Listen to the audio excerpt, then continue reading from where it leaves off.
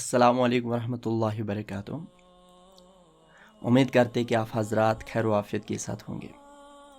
آج ہم قصہ پڑھیں گے حضرت انس بن نضر رضی اللہ تعالیٰ عنہ کے شہادت کا۔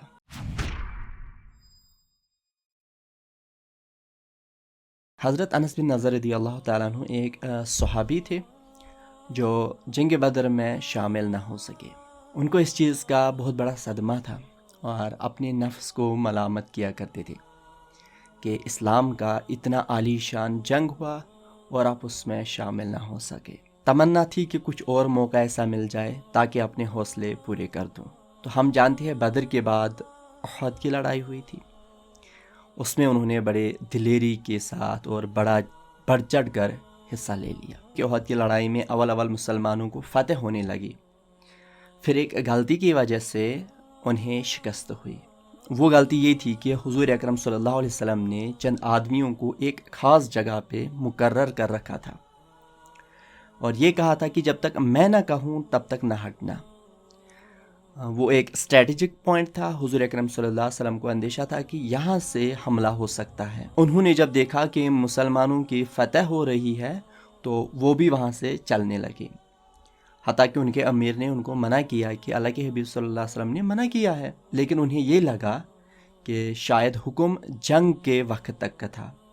اب جنگ ہو چکی ہے، ہم فتح ہو چکے ہیں، اس لیے ہم بھی کافروں کے پیچھے بھاگ کے غنیمت کا مال حاصل کریں۔ اب بھاگتے ہوئے کافروں نے جب اس جگہ کو خالی پایا تو وہاں سے آ کر حملہ کر دیا۔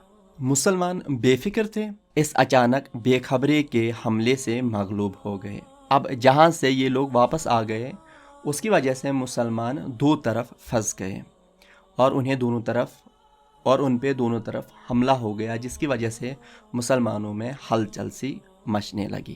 حضرت انس رضی اللہ تعالیٰ عنہ نے اب دیکھا کہ سامنے سے ایک صحابی سعد بن معاذ رضی اللہ تعالیٰ عنہ آ رہے تھے اور ان سے کہا، سعد کہاں جا رہے ہو؟